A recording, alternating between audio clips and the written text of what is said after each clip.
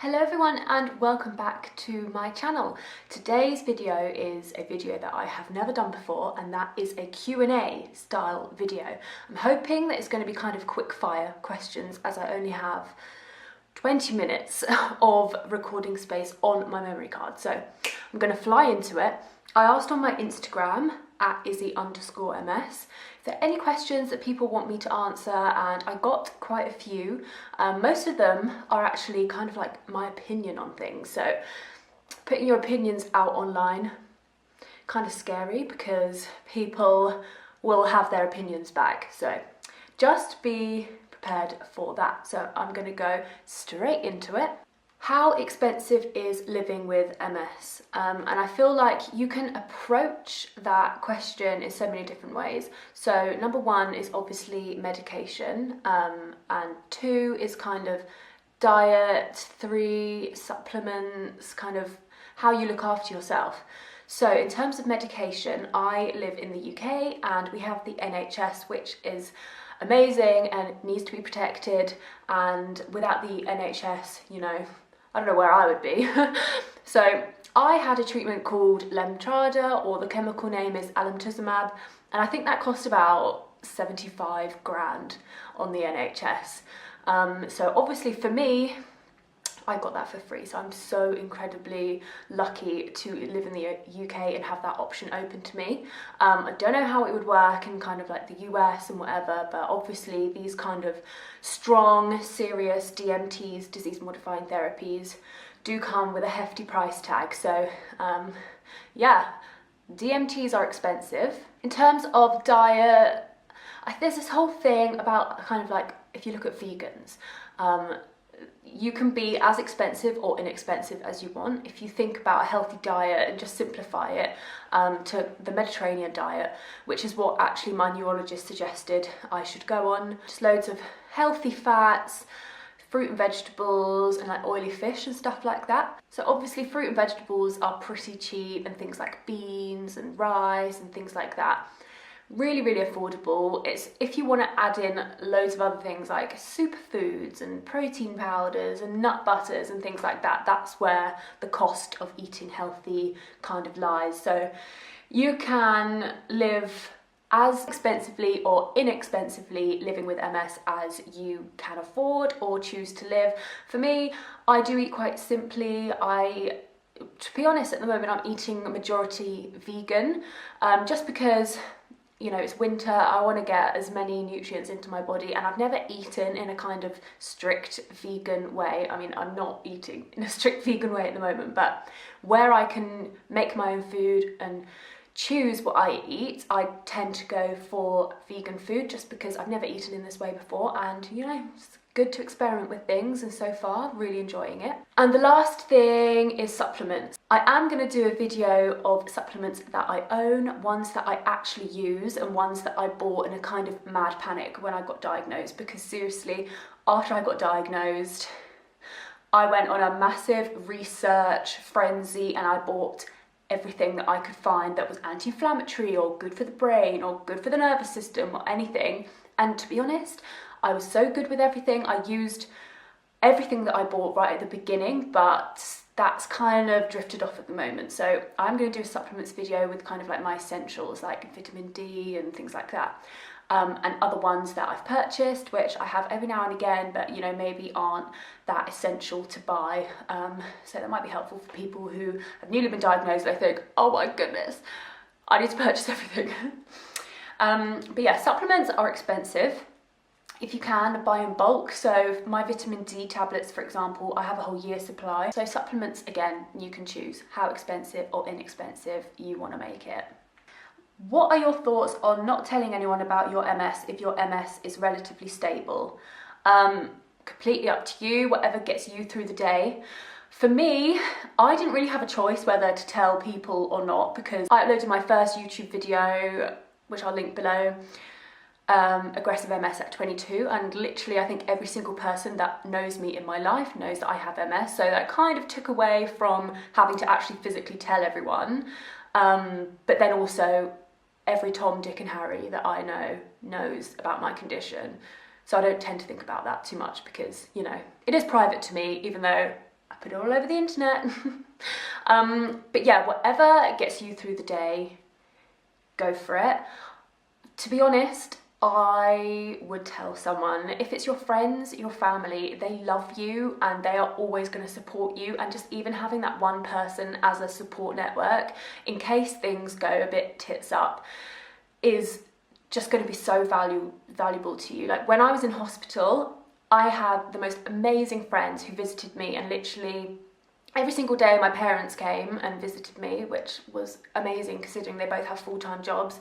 My sister was incredible, my grandparents, and I had a handful of really amazing friends who came to the hospital to visit me, which I'm so grateful for, and it really helped me take away from the kind of doom and horrificness that I was experiencing. So if you can find the bravery to tell just one person, I promise you it will make you feel better, and they will support you and love you and will be there for you when you need them. What are your thoughts on cannabis and MS? So that's interesting, because I actually got asked this question before medical marijuana was actually made legal in the UK. Now, before everyone goes mental and starts having visions of like London turning into the next Amsterdam, it's not like that. So medical marijuana has been in the press really heightened recently in the UK, and now finally it's been made legal. However, I will not be eligible for it, and it's also only the oil. Is for people who really struggle with things like pain and spasms, and I luckily don't suffer with these things, so I won't be legal. And obviously it will be so difficult to get your hands on, I think, even if you do suffer with these things, because I think that they like to try loads of various different medications before they finally say, oh, here you go. So my thoughts are basically, why is things like alcohol and tobacco legal when we know how damaging they are for the body, where cannabis is illegal even though it's really high in anti-inflammatory properties and really helps with things like pain? And it's madness to me. I mean, if I could get my hands on it, I would. I do take CBD oil, but it's really like a low dose, so I take that anyway, and I found that has massively helped with my anxiety over anything else. I took it for a while, I took the whole supplement bottle, didn't really notice any changes within myself, apart from when I ran out and didn't reorder for a couple of weeks, my anxiety came back massively for no reason. So I can only put it down to that. So my opinion is, if you have access to it, go for it. Have a good time. Do you drink alcohol? And if you do you notice any differences when drinking alcohol or after drinking alcohol? This is something that I have not addressed on my Instagram or my YouTube account, because I don't really want to advertise things that, you know, are bad for you. Alcohol is obviously really addictive, and yeah, it causes a lot of harm in the body. So not really going to splash that around. But yes, I do drink alcohol. I'm 24. When I got diagnosed, I was determined that my diagnosis was not gonna change my life, and I was diagnosed at 22. Loved going out, loved partying, loved spending time with my friends. I'm so lucky to have such a wide pool of really incredible friends around me, and socialising has always been a huge part of my life, and I'm not gonna stop living my life because of this diagnosis, basically. That being said, the amount that I'm drinking and the amount that I'm going out has massively reduced, whether that's just because I'm 24 now, I'm older, going clubbing doesn't really interest me anymore, I'm in a long-term relationship, so I mean, obviously I'm not going out to meet anyone or anything like that. To me, a good night now is having a couple of drinks at the pub with my friends. That is what I want, like conversations with people instead of just like bopping the night away. But yeah, the amount that I'm drinking has reduced, and I'm completely fine with that. Not that I was ever, you know, going extremely hard before, but yeah, that's just, I think it's just because I'm older, kind of interested in other things and kind of can't be bothered to have a hangover because it takes like 2 days out of you. So drinking, I don't, at the start actually, when I was recovering after my first relapse, the day after I would drink, I would have kind of pins and needles and things in my legs and in my hands, and I was terrified that I was having another relapse because I didn't understand MS. I didn't realise that, you know, whilst you're recovering from the relapse, you are still going to have these kind of sensations as your body is kind of, you know, getting used to everything again and trying to fix everything. So that was really horrible. Thankfully, I don't experience any of these symptoms anymore. But obviously, alcohol is a depressant, and the next day after I drink, my anxiety is really, really high. But because I'm drinking kind of less frequently and less now, it's yeah, it's something that I'm able to cope with more easily. So next question, what are your thoughts on dating with a disability? Why wouldn't you date anyone if you had a disability, or if you're dating someone with a disability? There's more to anyone than just their disability, so why wouldn't you? To me, I've always been a person that I go for a kind of connection that I have with someone, and that is the most important thing. It doesn't matter what they look like, how they are, what they do for a job, doesn't matter. Just as long as they're kind and funny and we get on, that is all I look for. So my thoughts on dating with a disability or dating someone with a disability, go for it. Why wouldn't you? Next question, are you on another DMT or considering any? You look really fab and so positive. Well, thanks, I'm trying. No, I'm not on another DMT. I don't think I will be offered another DMT basically, because I've had Lemtrada. It's quite expensive on the NHS. I've had my 2 years, everything is going swimmingly. So no, I'm not considering any. I'm just focused on my diet and lifestyle and keeping positive. The only other thing I would consider is getting stem cell therapy, because I believe that they are the future. And then I got loads of questions about what food I eat, what diet do I follow, and I follow the Overcoming Multiple Sclerosis diet, which basically is eating vegan and whole foods, but also eating fish, doing loads of exercise, doing meditation, which I'm still not very good at doing. So that's what I do. And then I got a question saying, how do you cope with eating OMS, overcoming multiple sclerosis, when you eat out or are on holiday? And this may be quite controversial, but when I'm on holiday, my focus is enjoying my holiday and not stressing about the food that I'm eating if there's nothing that I can eat on the menu. And that's kind of how I eat when I eat out as well. Don't really want my life to be really focused and stressed about food and whatever. So I mean, recently I went on holiday to Thailand, which was very OMS friendly because it was just like vegetables and seafood, so I ate really well there.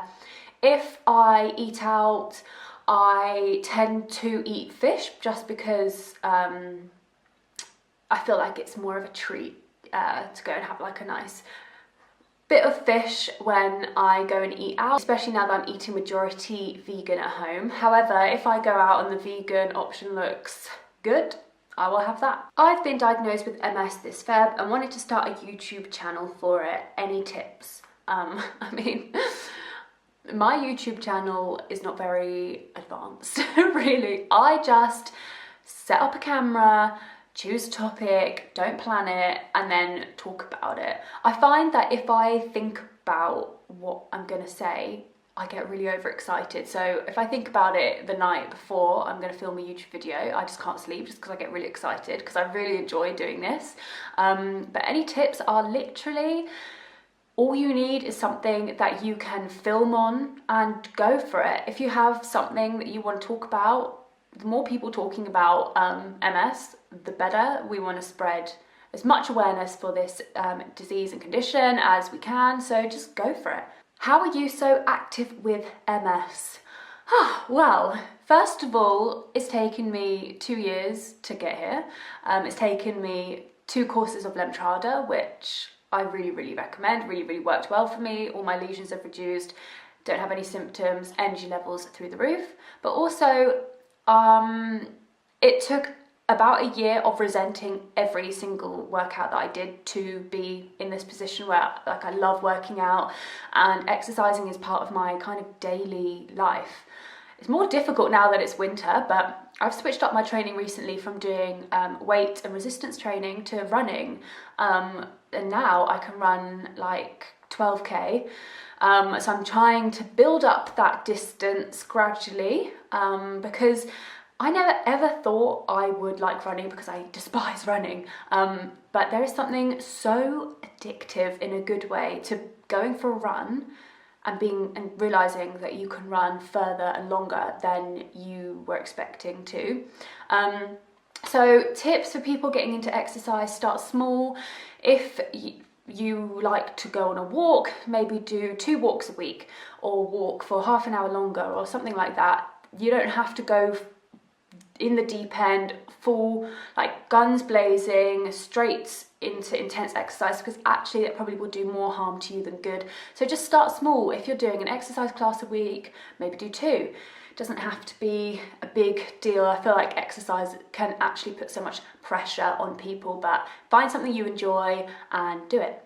Where is a place that you really want to travel to? I like your travel vlog posts. Oh, cool. I love traveling. I always have. At 18, me and my friend went to Australia, New Zealand and Fiji on a bit of a gap year.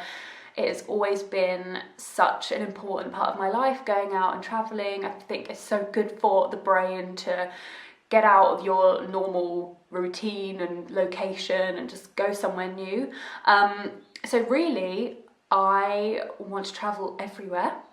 Top of the list is probably South and Central America, but I need to gather some money for that and gather some time for that, because I'd really like to go and travel all the way around and spend some time there. But honestly, I have never been to Scotland, and I live in England, so that's also, I'd love to go to Edinburgh and Dublin. I've never been to Ireland, so I've got a lot of things that I want to go travel to, but I'm so glad that you enjoy my travel vlogs. I recently went to Berlin for the weekend, so if you follow me on Instagram, you already know that, but I have a travel highlight on my Instagram at Izzy_MS, so if you're interested to see where I've been, go and check it out. What are your thoughts on MS centres that offer things such as physio, oxygen therapy, etc.? I think they're cool.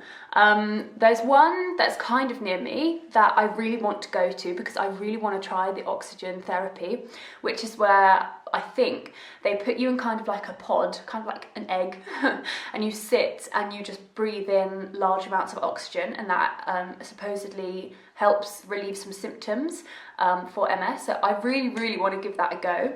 I think it would be really cool if I could go to a centre like that and film it, but I don't know, that's something I need to look into. But I think that centres that offer physio and things like that are amazing. The one that's near me actually is a free service. They just ask for donations, so it's really incredible and so accessible. And if there's one near you, go for it. I mean, they offer things like physio, which is amazing. I did so much physio when I was recovering from my relapse, which at the time you think, because you're just doing little tiny movements, you think, how is this ever going to help me walk again or do this again? But actually it teaches you how to do things in the right way, and now I'm walking around and no one would notice that anything had happened to me. So if you have one, go for it.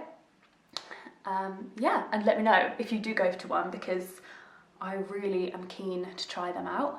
How long did you feel sick and how many years did it take you for diagnosis? So if you watched my first video, you will know that it was very intense. I'll link that down below. So literally I felt sick for a couple of days, went to hospital, got diagnosed, so it didn't take that long at all. Okay, so last question, how do you remain so positive considering your MS diagnosis? You just have to think bigger than just the diagnosis. Life still goes on, even though at times you want it to just pause so you can kind of have a breather in your head and kind of figure out things. Life goes on and life is amazing, and focus on the positives in your life rather than the negatives, and have fun. Yeah. My memory card is full, my camera is flashing, so I need to go now. Thank you so much for watching this video. If you liked it, give it a like. If you want me to answer any more questions, contact me on here or contact me on my Instagram at Izzy_ms. Yeah, I really want to get back into my YouTube and upload loads of videos. I know that I always say this, but yes, any topics you want me to cover, let me know. Make sure you follow me on my Instagram. Follow me on here, give it a like, do everything, put the bell on so you know when I upload, and I hope you have a lovely day, and I will see you in my next video.